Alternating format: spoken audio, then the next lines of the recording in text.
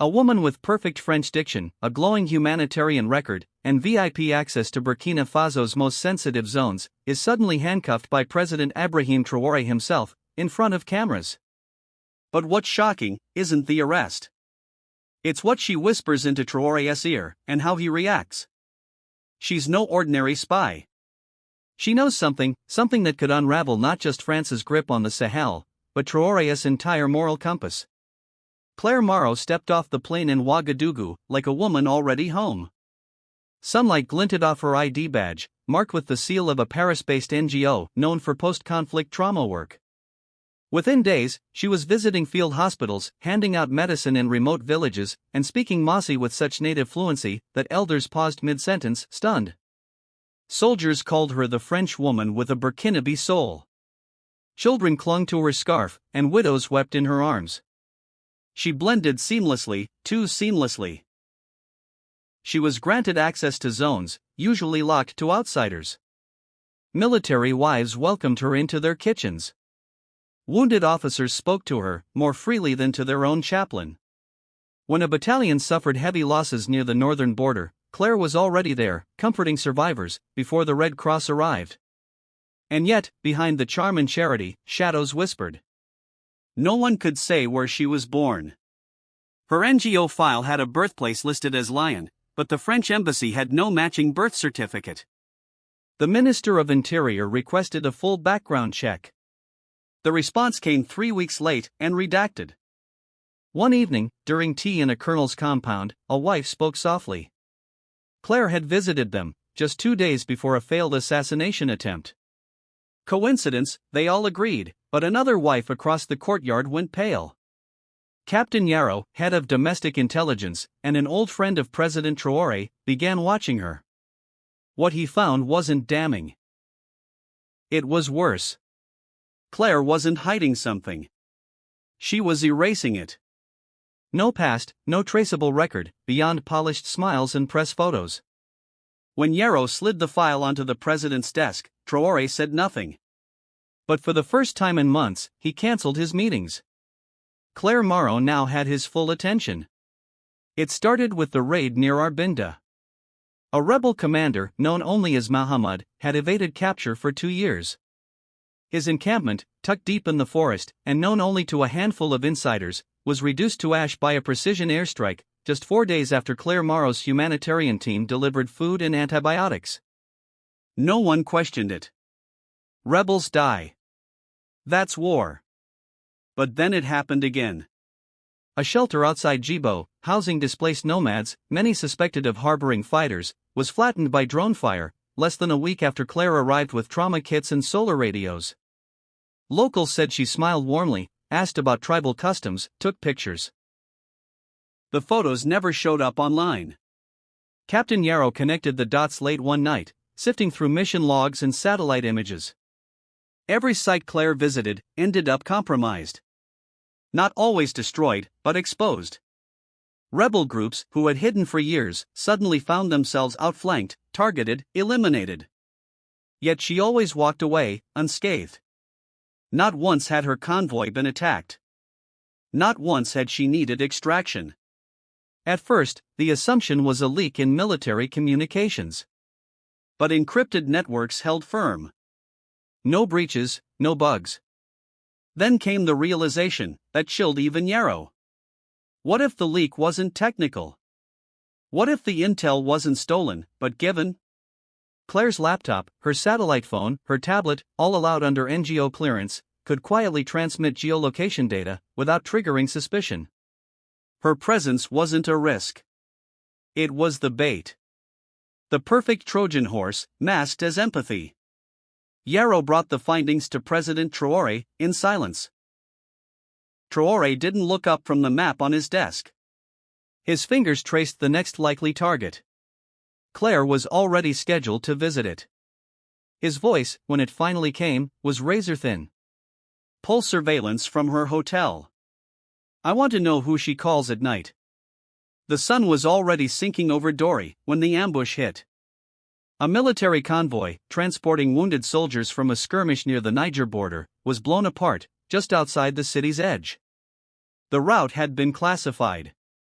Only 4 people knew the timing, and Claire Morrow had met with 2 of them earlier that morning, bringing supplies, checking names, asking detailed questions, under the guise of coordination.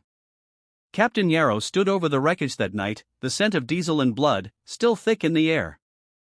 A young lieutenant's body lay crumpled against a tree, his hand still clutching a radio. Yarrow's jaw tightened. He didn't need orders anymore. The pattern wasn't a pattern. It was a signature. Claire, of course, was unharmed. She had left Dory an hour before the attack, citing unforeseen scheduling changes. Her driver confirmed the alibi. So did the hotel. But her satellite phone pinged, just 5 kilometers from the site, 15 minutes before the bombs went off. President Traore received the report in his private quarters. He didn't speak. Instead, he paced the tiled floor of his residence in silence, eyes narrowed, voice buried somewhere deep, behind clenched teeth. Claire's face was on the cover of a French magazine on his desk. "An Angel in Africa," the headline read. He flipped it over. Later that night, Yarrow waited by the compound gates, as Traore emerged, jacket in hand, eyes like steel. He didn't bring his ministers, no press, no convoy, just Yarrow, and a decision, heavy enough to shift the course of a nation. "She moves again," Traore said, stepping into the jeep. "We follow." And as the engine roared to life, Yarrow asked the question that had haunted them both for days. "Do we arrest her for what she's done, or for who sent her?" Bobo Dioulasso Airport pulsed with its usual chaos. Vendors shouting, luggage carts rattling, foreign aid workers shuffling through security, in pressed linen shirts. Claire Morrow moved calmly through the terminal, scarf tucked neatly over her shoulder, passport in hand. She smiled at the guard, who waved her through priority clearance, unaware, or pretending not to be, that 2 plainclothes officers were trailing her every step. Captain Yarrow stood in a maintenance corridor, overlooking Gate 3, earpiece in, watching through tinted glass. President Traore waited in a black SUV outside the terminal, engine running, his silence stretching like wire. The team had orders. No noise, no spectacle.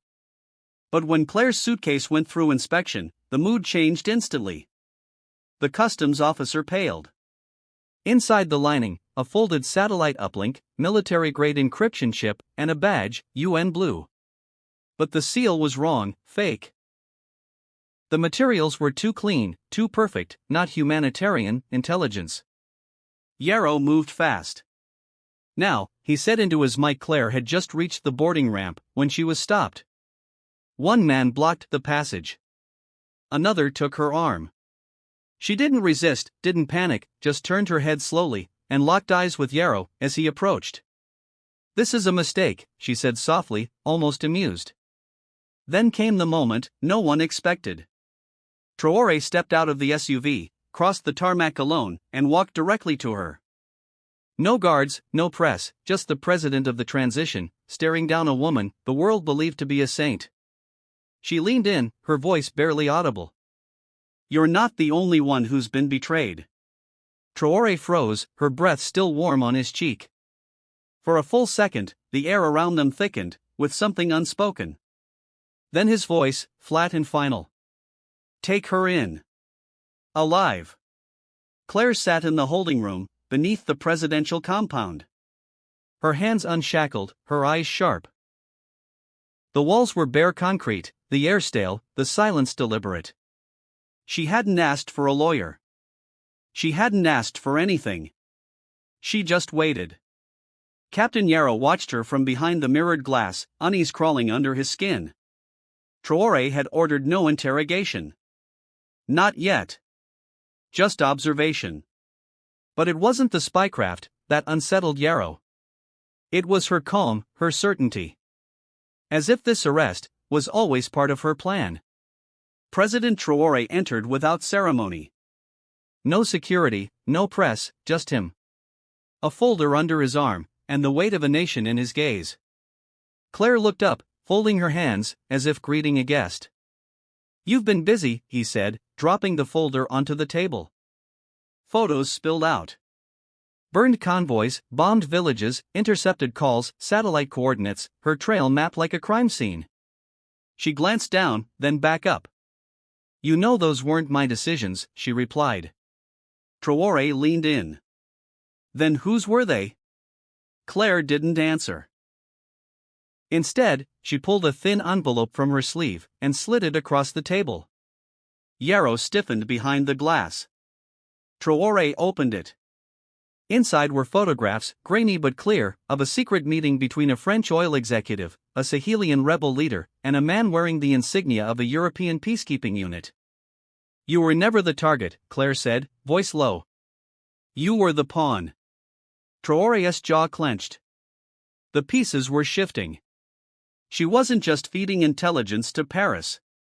She was unraveling it, and maybe, just maybe, trying to burn it down. He stared at her for a long moment, then quietly asked the question that had haunted him for weeks. Why me? Claire exhaled. Because you're the only one they didn't expect to survive. The envelope didn't leave Traore's sight for the next 12 hours. He locked it in a steel drawer, dismissed his aides, and summoned only one person. Colonel Fofana, chief of counterintelligence, a man who owed him loyalty from the trenches, not the palace halls. By sunrise, a second dossier lay open on the presidential desk. This one thicker, older, dirtier. It wasn't Claire Morrow who was rogue. It was the mission she'd infiltrated. Leaked communications between the French defense attaché and executives from a Paris-based energy consortium detailed covert operations designed to destabilize the Sahel. The goal: force resource-starved governments into lopsided mining contracts in exchange for military assistance. The rebels weren't just tolerated. They were assets. Controlled chaos.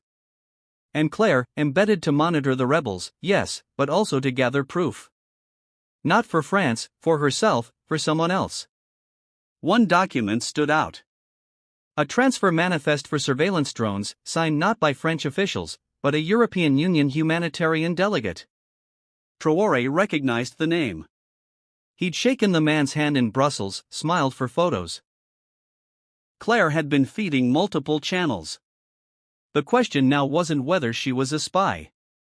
It was whose spy. Later that afternoon, Traore stood alone in the marble hallway, outside the cell. His hand hovered over the handle.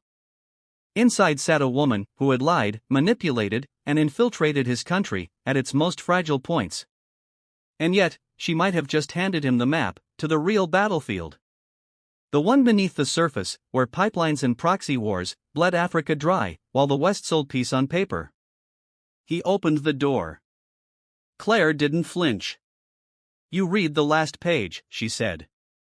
Traore nodded slowly. They're not coming to rescue you, are they? She smiled faintly. They're coming to silence us both. Night had settled thick over Ouagadougou when Traore called his most trusted men to a silent council. No ministers, no aides, just Colonel Fofana, Captain Yarrow, and an unmarked man from military intelligence whose name was never written down. The room was dim, the table bare. On it sat only the envelope Claire had handed him, and a tablet displaying satellite feeds, names, dates, and grainy footage, too damning to ignore. She gave us the thread, Traore began. The question is, whether we pull it. The implications were enormous. If the documents were real, and every test so far said they were, France had not only financed insurgent activity, but strategically sacrificed Burkinabe soldiers for profit margins and regional leverage. The oil deals, the drone strikes, the aid convoys, all puppeteered beneath the illusion of partnership. Fofana wanted retaliation. We go public. We burn them with the truth. Let the world see what France really is in this region.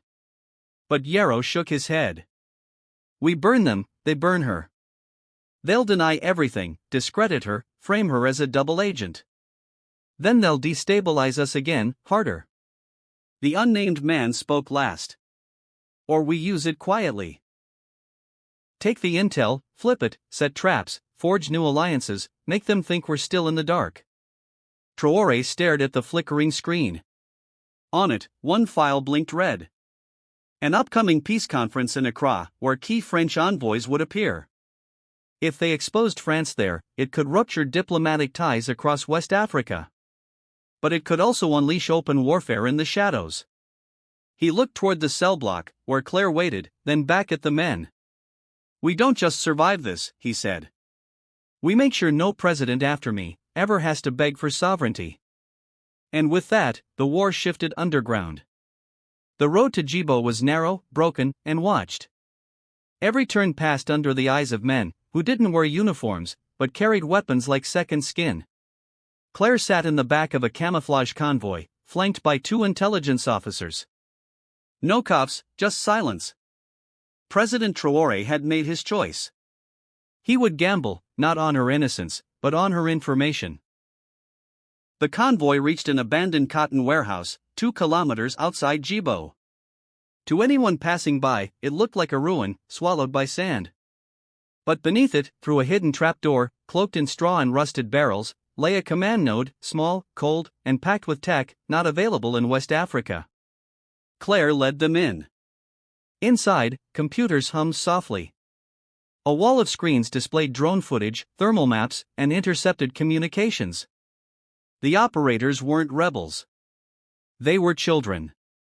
Some no older than 15, some missing fingers, others with blank stares, and French on their tongues. They worked without speaking, trained to observe, report, and forget. In the corner, 2 men were bound, white, silent, and terrified. One wore the insignia of a French private military contractor. The other, a satellite technician for an NGO no one had heard of. With an EU diplomatic pass in his pocket, Traore stepped into the bunker last, his face unreadable. He took in the scene, the mercenaries, the boys, the French tech, marked with humanitarian logos, and let the silence stretch. Claire stood beside him. "This is what they build when no one's watching," she said. Yarrow's voice broke through. "And what do we do now?" Traore didn't answer. Instead, he turned toward the children, his voice low. "We bring the world here. We make them look." And just like that, exposure became his greatest weapon. The broadcast wasn't flashy. No national anthem, no podium, no flags, just President Traore, seated at a wooden table in a quiet room, a single folder in front of him. The camera went live at 8 a.m. across West Africa. And by noon, the world was watching. Traore spoke in measured tones. He didn't name France directly, but the documents he displayed on screen, contracts, intercepted emails, drone schematics, photos of child informants, made it impossible to misinterpret. A French energy giant, European peacekeepers, Western-backed insurgents, all tied to operations in Burkina Faso, meant to destabilize, manipulate, and extract. Then he did what no one expected. He introduced Claire Morrow, not as a traitor, but as a witness. Her face pale, her posture calm. She read a short statement. She admitted to espionage. She admitted to infiltration, but she claimed she broke protocol the moment she saw children being used as disposable tools of war. "I was sent to gather intel," she said, voice steady. "But I stayed to expose the system that trained me." International networks scrambled. The French Foreign Ministry denied everything. EU officials demanded clarification. Protests flared in Paris and Lyon. African leaders, some cautious, others emboldened, called for a Pan-African tribunal. In Ouagadougou, people flooded the streets, not in anger, but in awe. For the first time in decades, a leader had turned the game upside down. Not by begging, not by hiding, but by showing the truth and letting the world flinch. When the broadcast ended, Traore left the room alone. No follow-up statement, no victory speech. In the silence that followed, one message rang louder than all the noise. Burkina Faso was no longer anyone's pawn. And for the first time, the players knew it. Claire Morrow disappeared the next morning. No motorcade, no flight manifest, no guards trailing her footsteps. One moment she was in the custody of Burkinabe intelligence. The next, her cell was empty. Its only trace, a folded note left on the cot. Truth is never safe. President Traore said nothing. When asked at a press briefing, he simply looked into the cameras and replied, "She gave us the key." That's all that matters. Behind the scenes, global tensions churned. France withdrew several envoys, under the pretext of security re-evaluation. Aid agencies quietly relocated. But across West Africa, something else took root. In Mali, in Niger, in Chad, young leaders began citing Traore's speech. Not just as a moment of defiance, but as a template for sovereignty. Intelligence sharing shifted. Old alliances cracked. New ones formed under the table. And in Ouagadougou's dusty markets, the people didn't talk about diplomatic fallout. They talked about the children in Djibo, the footage of scared boys, surrounded by wires and war. About a French woman who had vanished after exposing her own nation's hand. But most of all, they talked about Traore, how he hadn't blinked when he pulled the curtain back, even knowing the storm it would bring. In the military barracks, graffiti began appearing. Not a pawn. On school walls, they used our silence. Now we speak. And in whispers passed between elders and vendors, a question endured, not in fear, but in wonder. How many more truths live in shadows, waiting for one man to bring them into light? Because while the world debated sanctions and denials, in Burkina Faso, one truth had already taken root. The game had changed. And this time, it was Africa that dealt the first move. If this story opened your eyes, hit that like button, and subscribe for more powerful untold truths from Africa's front line of justice. Don't forget to turn on notifications so you never miss a story the world tries to silence. What would you have done in President Traore's place? Drop your thoughts in the comments. We read every single one. Share this video if you believe the world needs to hear the truth behind the headlines.